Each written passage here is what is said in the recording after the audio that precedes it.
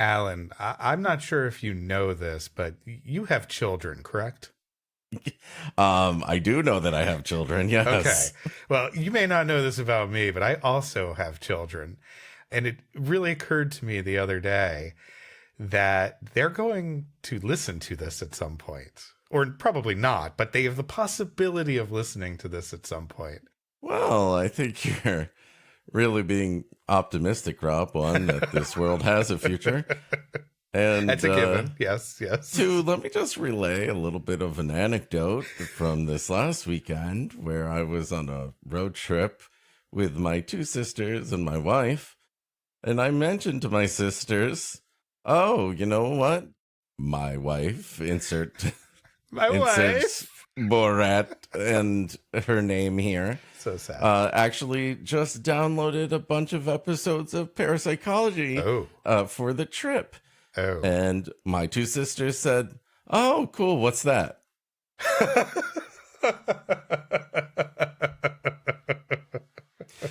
So good luck with the kids, Rob.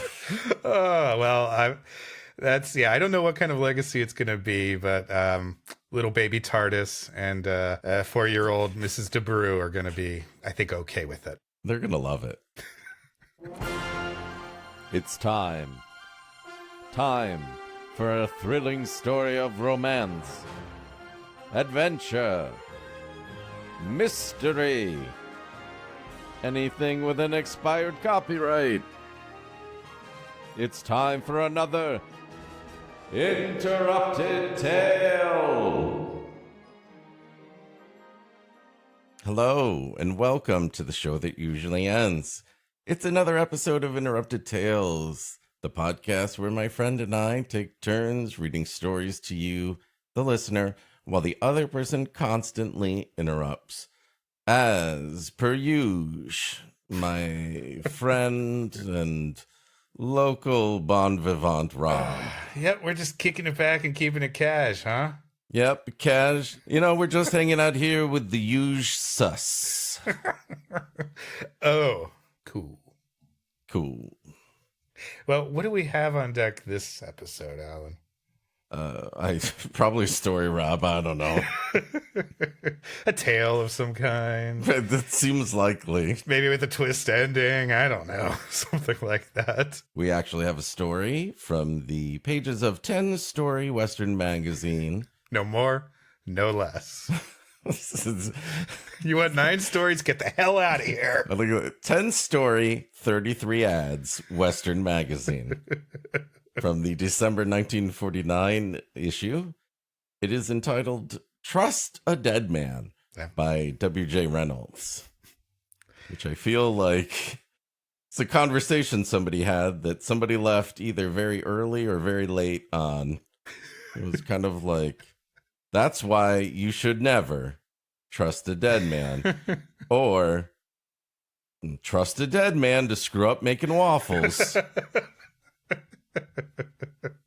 I like that. I think that works. I was thinking it sounded more like a 90s Tarantino ripoff movie where the title doesn't make any sense, but people say fuck a lot and kill each other. Oh, it's so badass. Trust a dead man is so cool. All right. Well, I think it's time to pull up your favorite saddle and grab a swig of swill and, I don't know, put one of those poncho blankets all over you. The colorful kind. What's with the blankets anyway? Keep your horse warm. It looks really hot out there. And keep you warm. But why does he wear it over his shoulder all the time? Because you got to have your arm shoulder free for the shooting. All right. It's like a Snuggie for the Western gentleman. Snuggies of the Old West. While we read you this week's tale.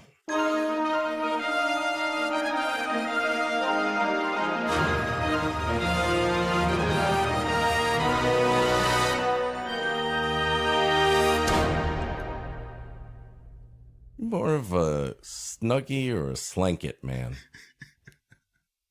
I think Snuggie. You think? You don't know? I have never used a slanket, so I'm not sure. Sure. Sure. Let's make a pros and cons list after the show. That's the difference between us, Rob. I would never make a pros and cons list about blankets. How else are you going to learn which is better? Got to weigh them out. Well, the slanket is definitely of a heavier fabric, so. Then you're really going to Dodge, Bill? The hurt inside reached her soft brown eyes and spilled over to her voice. But I thought they told you to get the hell out of there. They did, but there was an election, and aldermen decided that the city council would allow me to return under the circumstances which I'm going to relay to you. It's a hell of a story, and it's called Trust a Dead Man. I'm not sure how we get there. Bill Knight tried to ignore that hurt, tried not to see it. Marie didn't understand how a man felt about these things. Oh, they mean not at all. How a man felt nothing at all? Exactly. Okay. Marie tried to see my side. It's my big chance. Think of it. A marshal under Kane Outler. He grasped her shoulders, some of his habitual reserve falling away as his enthusiasm mounted. Whoa. Watch the hands there, cowpoke. No. We don't go for that kind of above the waist touching around these parts. You don't want him to mount the enthusiasm? Nope, no mountain enthusiasm. Oh, and you want to go below the waist? Oh, you're going to have to get a permit at City Hall for that. Just ask for Vance. Okay, Vance in charge of the Department of Enthusiastic Mounting. Yes, related activities go to Vance. Okay. He's heard of me, honey, and he's pleased with the way I've handled this town. He wants me as his deputy, and he's stopping by for me. He'll be here tonight. Kane Outler. Why, honey, we could be married now in a month or two. That's right. Me and Kane Outler married. Oh, congrats. Should I be Bill Knight Outler? Ooh, like a night out. We really were meant to be together. What's that, honey? Oh, I thought you'd be happy for me. Yes, for me and Kane and our son, National Night Outler. What do they raise money for at the National Night Outler? Oh, well, for their cousin taking back the night. Oh, that's good. That is a good thing. I support it. It's third cousin. It's very, very removed. She hadn't moved under his hands, but stood straight and still. No, she said. No, Bill, we won't ever be married. Now. I've always loved you for your shiftless lack of aspiration. This Trine doesn't sound anything like the man I love. That's right. He wants a man with ambition when he could be around. His hands dropped to his sides. You want me to stay here and go into your dad's hay and grain business? You won't see what this means to me. You won't understand, will you? Try to understand. I'm a Marshall man.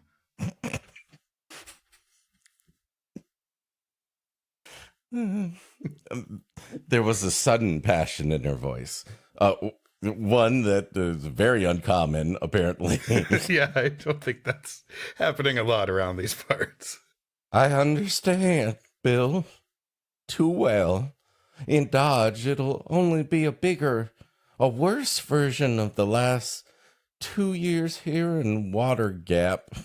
We fought Indians, fought drought, fought locusts, fought Dix. Remember when Richard Dix came in here and tried to take over this town?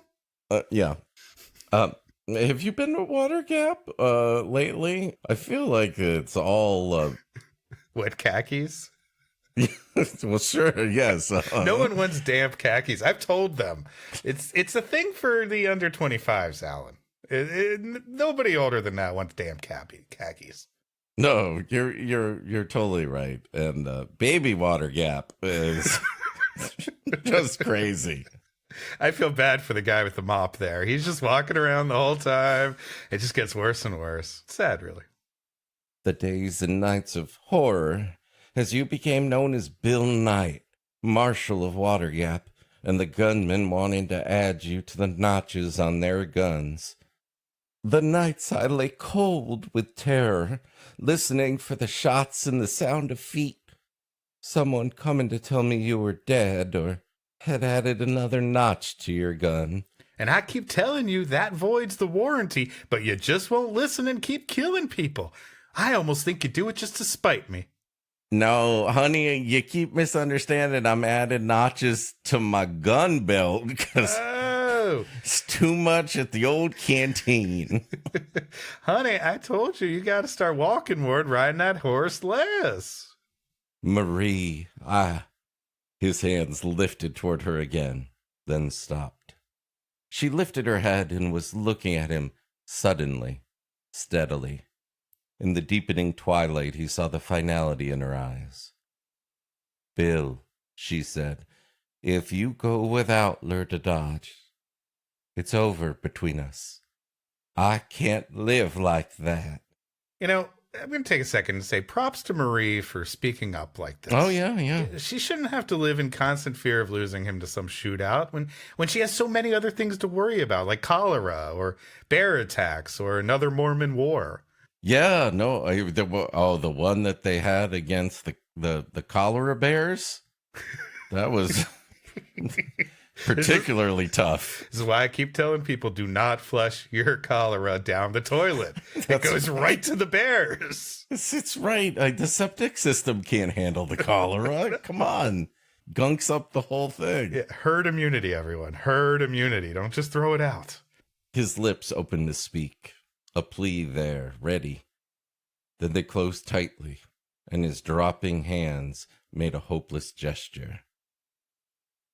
Goodbye, Bill, she whispered, and was running into the house. But my hat's in there.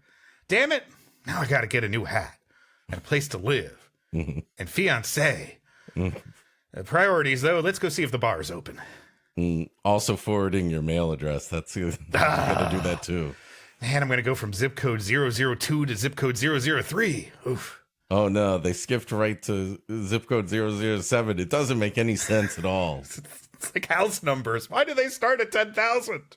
Bill Knight turned downtown, his hand moving in a half-understood gesture to the spot on his vest where the marshal's star had hung for 2 years. He had turned it in today, and his valise was packed and ready in the Water Gap Hotel. Ooh, the Water Gap Hotel. Is H. Horton Libby going to be breaking into it tonight? Yes, yeah, absolutely. Hey, I've heard they've turned them all into water condos now. It's true. It's true. Just real damp condos. His stride lengthened. Kane Outler would be arriving at the hotel in a few more minutes. He would stay there for tonight, and tomorrow embark for Dodge. And Bill Knight, me, would be with him. I mean, Outler Knight sounds like a bad fantasy novel, but a name like Knight Outler, that really zings. Kind of like Outler Knight, to be honest. Really? Outler Knight? Uh-huh. Mm-hmm. The new series by Neil Gaiman. No, probably the young adult novel by somebody self-published on Kindle. Sounds about right, yeah. There'd be a werewolf on the cover, too. Sexy werewolf. Somehow Bill did not feel the awe he'd expected as he watched Kane Outler step down from the stage a few minutes later. The marshal was tall, lean, and had a still, flowing movement like a boa constrictor that Bill had once seen in a circus. And let's be honest here, the slithering was one thing, but the hissing was really annoying the dancing girls. Yeah, a boa constrictor once seen in a circus. In a strongman competition. It was arm wrestling another guy. Could have been operating the tilt-a-whirl. His eyes were a gray blue with shreds of northern ice, never melting. They gave Bill Knight an unpleasant shock. You must be as long as this boa constrictor to ride the twister. Hey, come on, man. Bend down just a little for me. Come on. Come on, my kid really wants to ride. No, don't. No. Oh, no. How am I going to get him out of you again? This is why you take your chances when you get measured. Yes, we shouldn't have done that. Oh, this is the fourth time this has happened. Kane Outler's eyes didn't dart and stab, but went into an easy sweep that missed no detail, an indefinite stare. So, this is just Sam Elliott, right? I mean, who else would we cast? Right. What's Sam Elliott? Billy Elliott could be. That's Billy. Dance over the West. Why wouldn't an Irish ballet dancer boy be perfect for this role?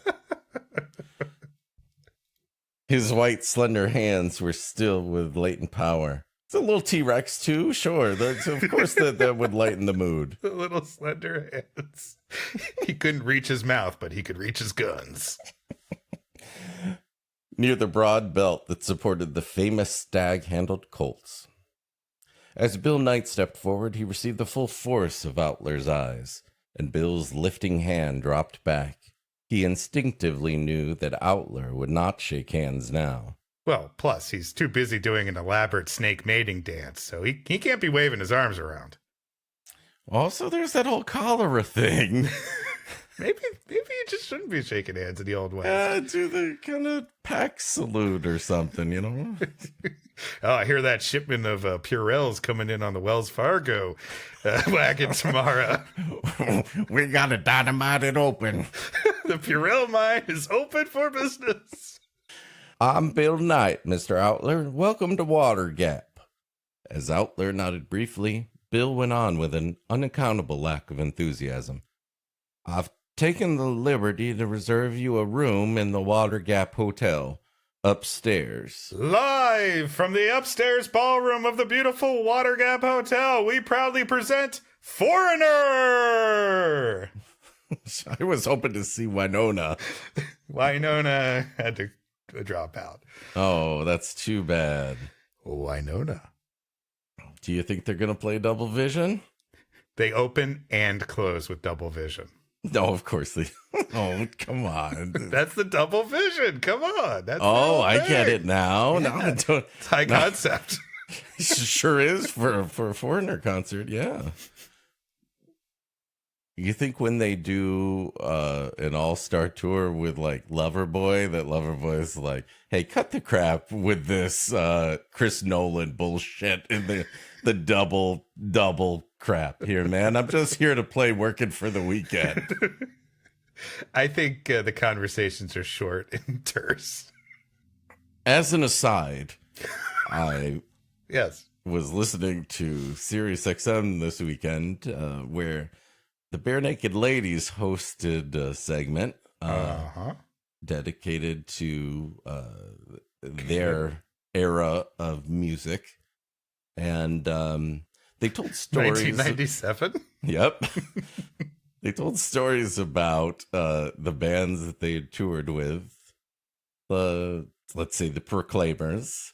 And how much they loved their Proclaimers' first couple albums and et cetera, et cetera. And then as the segment progressed, they finally got around to Better Than Ezra. And they had that song Good. Yeah, sure. Yeah, and they had that song Good. And it just occurred to me that as a band of that ilk, not only do you have to resign yourself to playing 1 week every day for the rest of your fucking life, but you also have to resign yourself to the fact that you're going to hear good living with you every day for like at least 2 or 3 years. It's not even the crappy song you wrote. Nope, but you're going to have to hear it. Oh, man, that's rough. It's a Who mixed says bag. rock stars get paid too much? Yeah, it's a mixed bag at best. It was good living with you. Do you think he could still do the It'd be sad if he couldn't. If he can't, then, I mean, I think somebody's going to rush the stage. Oh, I mean, no, you know what you do. You do the cool rock star move. You just hold the mic out to the audience and let them do it. Hell, I paid $12.50 for this deep fried butter, and this show was free, so I better get my money's worth. I want mine. Wow. Okay. Now I want some funnel cake, damn it. Trust a dead man to make you the best funnel cake you've had in your life. All right, it sounds like a gamble, but I'm willing to try it. Outler nodded again. We'll go up then, he said. Yes. Yeah. I agree to this plan. Proceed. As Bill Knight paced Outler through the lobby, skirted the bar, and climbed the stairs to Outler's room, Marie's words kept prodding him. Dental plan. Lisa needs braces. Dental plan. Lisa needs braces. Dental plan. Lisa needs braces. With different eyes, he noticed the gunman's encompassing glances that missed nobody. Weighed each man they approached, those slender hands still and ready. The tension crept into Bill Knight, the shuddery feeling of hungry guns waiting. Hungry guns are waiting for you, waiting for something to happen in the story. You're a rich gun, and you cock too far. Kate Outler did not relax in the room either. He never turned his back to Bill Knight as he investigated the closet and looked under the bed. No ghosts for me to shoot. Solid. Bill tried to conceal his surprise, but knew that Outler had noted it. You know, so far, this job interview is not going well, and I don't think he's ever going to be hired as a cooler at the Double Deuce. That's the job, right? Yeah, sure. Yeah. Uh-huh. Okay. I think it's a personal shopper to a marshal here or something like that. I need more bullets. Not fancy ones, you understand. Just some good old American comfort casual bullets. Outler said without humor, coldly. You'll learn, Knight, if you live.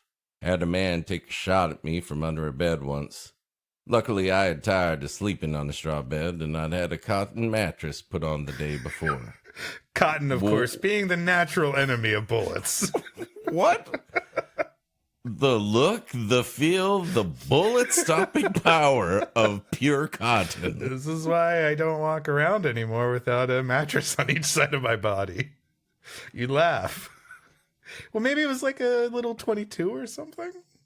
I feel. Listen, hey, I don't know about how solid straw is. I've only taken an engineering class that said it was better than sticks, but worse than bricks.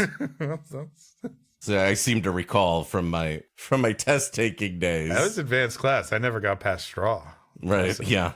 But I would have said it was probably roughly comparable to, the stuff that T-shirts are made out of. Yeah. Yeah. So it stops bullets. Right. Oh, right. We all agree.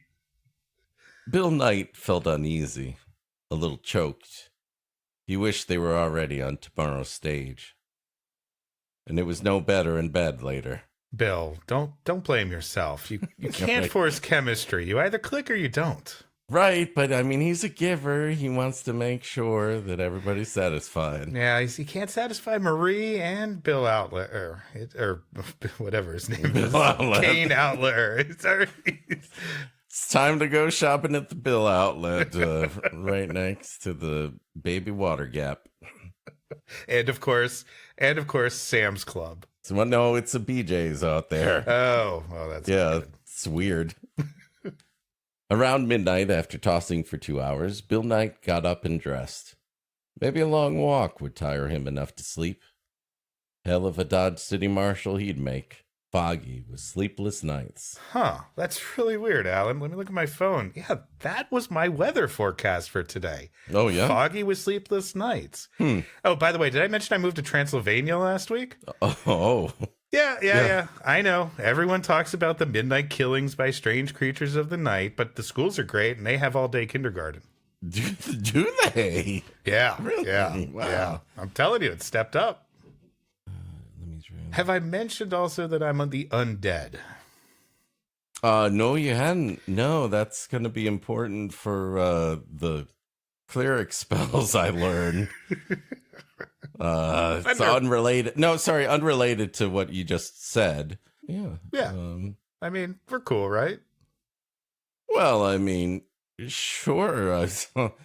It's not like my name is, Alan Van Helsing or anything like that. Yeah, but that was a long time ago. They did have to shorten my name when my ancestors came to Ellis Island, so it's possible that was, Alan V. The cool guy. Alan V for Van Helsing. Van Helsing. They didn't really do a good job of making it shorter. It was a very confusing movie, really. He'd spotted the two strangers at the bar, standing apart from the thinning crowd. From habit, he started toward them. Then he remembered he was no longer marshal here, and shrugging, went out. Yep. That murdering that you could have stopped was clearly none of your business anymore. Not my deal. Nor the safety of the town in which the fiancé who just dumped you hours ago lives. You see, when a marshal is out on PTO, really he's got a duty not to stop any crime. That's right. He needs the rest. He needs the relaxation. All right. That's right. But his thoughts kept returning to them. The pale eyes that he had glimpsed in the mirror of one, the bulging frog eyes of the other, and the physical profiling that is such a necessary skill in the Old West based on the type of eyes the people have. Well, I think the bigger problem, Alan, is that pale eyes and frog eyes are back, and we got to alert the new marshal that the Hemsworth Giamatti gang is back in town. Oh, jeez. That's rude. That's rude. Hemsworth has very pretty eyes, Rob. And Paul Giamatti has very froggy eyes. And pretty. Paul Giamatti went according and riding for Crambone.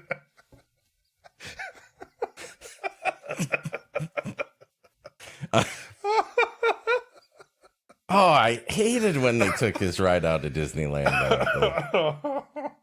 Paul Giamatti ride? Paul Giamatti's Wild Ride? Yeah, why did they do that? They didn't really take it out. They just converted it. Now it's a Benicio del Toro's Amazing Adventure. Oh, jeez. Wow. Yeah. Oh, my God. Just Galaxy's redressed. Edge is screwing everything up, Yeah, isn't it? I know, man. It's all downhill. Woof. The crossed cartridge belts. Gunmen. They were still in the nearly deserted bar when he returned 2 hours later.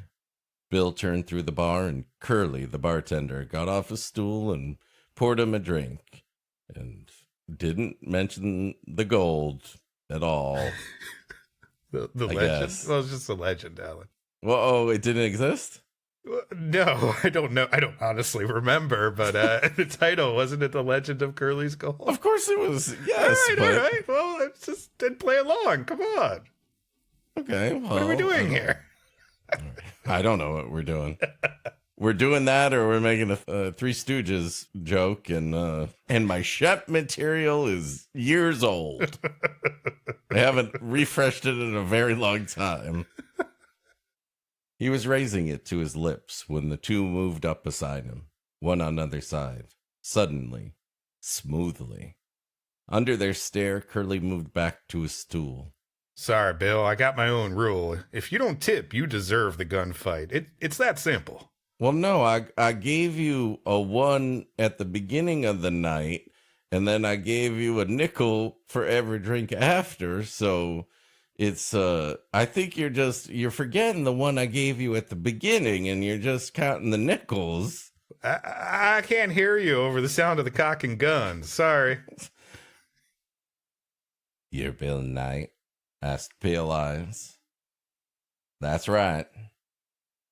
You and Outler figure to leave for Dodge tomorrow? That's right. Do you want the train number and time it leaves? I wouldn't want you fellas to go out of your way or nothing. Man needs money in Dodge, said Pale Eyes. I know where you could get a lot of money. 500. Ain't that right, Frog? Excuse me, it's Toad. Remember, I have thick, dry skin and lay my eggs in a chain. Thank you very much. Now, what have I told you about talking when I specifically ask you to talk, Frog? Hey, you ever hold on a second. Hey, you ever wonder what happens to a frog when it's struck by lightning? A bad line reading? No, it makes sense. We cut part of the story where we explain that, I guess. It's a callback. Hey, can we get to murdering or what? If he cooperated, he could, agreed Frog, and was real smart. He might even get to be Marshal of Dodge himself. If Kane Outler was dead, that is, said Pale Eyes. Hey, thanks for adding the button to it, Pale Eyes. Look, right. I'm the only one in this podcast that gives obvious cappers at the end of statements around here, okay? Although most of them get edited out, so. Well, they were pretty obvious. Yeah. Bill Knight knew the tight he was in. Oh, sexy. If he refused to help them kill Kane Outler, they wouldn't allow him to go tell the marshal. If he agreed, he might be the bad man's Marshal of Dodge. Huh. If only lying was an option. If lying was an option, he'd still be with Marie. Bill Knight set his glass down carefully, and they were pressing closer then, pinning his arms just enough without being too obvious. See, Rob, they have some subtlety. Oh, well, Froggy and Pale Eyes, they're known for their subtlety. The smoothest of criminals. They had him. Bill Knight knew that and lifted his eyes to the mirror, better to see them both. Unbelievingly, then, he stared into the mirror, seeing the lean, fearful figure just inside the door. Crispin Glover? Kane Outler's cold eyes were wide and glaring now, and his white hands hovered over the stag-handled Colts that showed like bleached bones from the push-back coat. In that tension-charged moment, Bill knew, clearly and without doubt, where Outler had been. He had been following Bill Knight.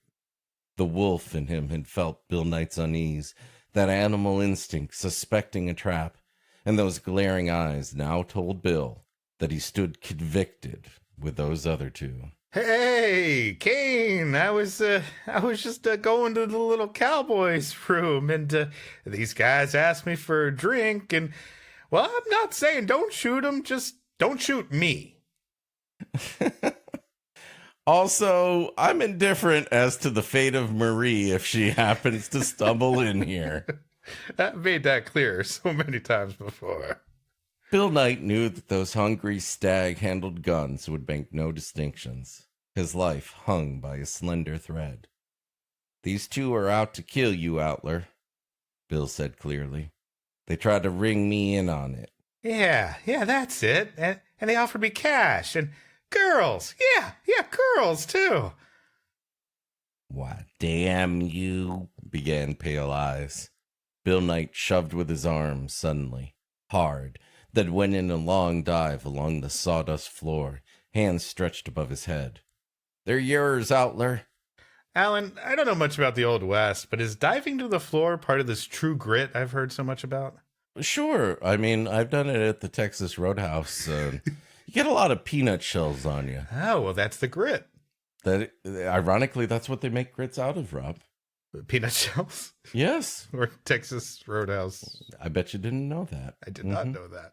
Wait, no, they're made out of hominy. Yeah, that's what hominy is. Peanut shells, specifically from the Texas Roadhouse restaurant. It's a brand name, Rob. Oh, well, it checks out. Thank you. As in, how many peanut shells fell on the floor of this Texas Roadhouse restaurant? Oh, I understand the South so much better now. Yep. Hominy. But his words were drowned. Panic-stricken screams broke from the two gunmen as they jerked at their Colts. No comment. No comment. Then Kane Outler's lead was skimming over Bill Knight, and the saloon rocked to the thunder of those famous guns. Really? No comment. Yeah. Hello, Columbus. Are you ready to rock to the thunder of the famous guns of Ed Nugent? Wango's a tango. Frog died with his gun half out of leather. Yes.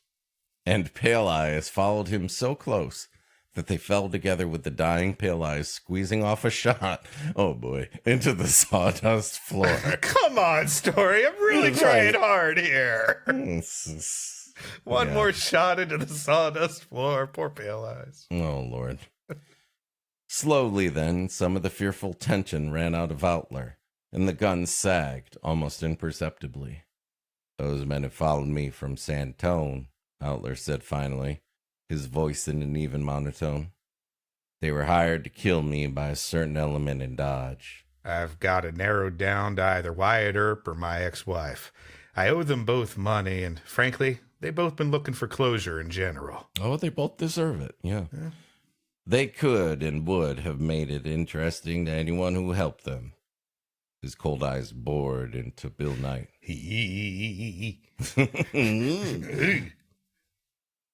I know, said Bill Knight, and his own even speech astonished him. They offered me $500. I was in a tight. A bind? Situation? Pair of briefs? A tight what? Yes. Yeah, pair of briefs. Oh, okay. Absolutely. Everything tracks. He stood up and looked at Outler. You followed me. Yes. Just to make sure while you were prowling around after going to bed. There was no apology in Outler's toneless voice. What the hell does he have to apologize for? Following a guy around and almost shooting him based on supposition? Not in my America. He's hanging out with guys with frog eyes. I mean, it's really pretty suspicious. Any of Paul Giamatti's known associates, anybody involved in the movie Sideways. Not Thomas Hayden's church, no. Yep. Anybody that's ever worked at WNBC. And I hate to say it. Yeah. I hate to say it, but Monica Bellucci. No. Even her. Yep. Oh, that damn Giamatti. Yep. Does his influence know no bounds? Don't make it a habit to worry me, Knight. For a second, the glare was back. Then it was gone, and he holstered his guns. Get a pattern and no impulses, understand? Whoa. This guy is strict. I can't imagine what he does if you don't text him after arriving back home. Well, he probably takes away your phone privileges. Why do you have the phone if you're not going to text him back when you're safe? Oh, gosh, Marshall. Sheesh. Well, I'm going to have to take away the data on the plan because clearly you can only be trusted to actually have a voice conversation with me. This frontier town is so bogus. Also, we don't allow dancing, so please do not use that as an outlet. Yeah, I understand, or I'm beginning to anyway. Marie understood before, and she was right. He knew now that Kane Outler was killer first, lawman second. Papier-mâché hobbyist third. Ironic frog lover fourth. Very ironic. What? Snapped Outler. Who's Marie? My girl, said Bill Knight. Then he repeated softly, my girl. Talking about my girl. Quick, anyone got a pencil? Also a time machine. Barry Gordy is going to want to hear this. Time machine to the future. Barry, it's your cousin, Bill Knight Gordy. Bill... I found that sound you've been looking for. Then under Outler's stare, Bill Knight unbuckled his gun belt and tossed it on the bar. Curly, he said gently, a present for you. I won't need it in the hay and feed business. Oh, yeah, you'll never need that. You'll just need money to bribe the other guys with guns. Right. It's trickle-down economics. Yeah. Yeah. He walked past Kate Outler and out the door into the street. In him was a pressing urgency to see the worry and fear in a pair of soft brown eyes turn to shining happiness. And now, if you'll excuse me, gents, I forgot to say goodbye to my horse. The end.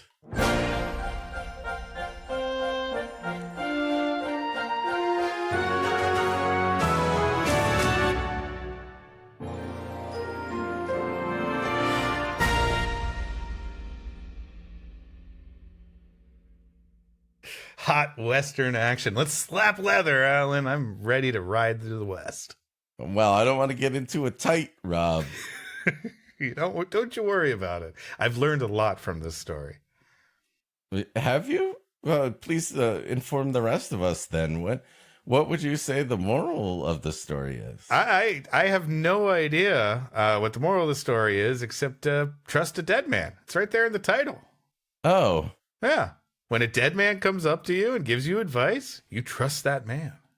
Well, I think if I had to come up with a moral, that it would be, listen, if you're going to marry Marie, it simplifies things a lot, and you could have a lot of options for what to name your kids. You could have First. Mm-hmm. First. You could have Black. Mm-hmm. You could name your kid The Dark. Why limit yourself? Damn it, The Dark. Get in here. Well, I think we've all had a good time looking through the big book and baby names in the Old West tonight. The Old West. Please, why don't you just come over and tune in next time for another exciting Interrupted. Oh, tune in next week, cowpokes, for another adventure of Bill Knight, Coward Marshal. Will Bill stand up to the menace of the Dalton gang? Not if he has errands to do. Tell.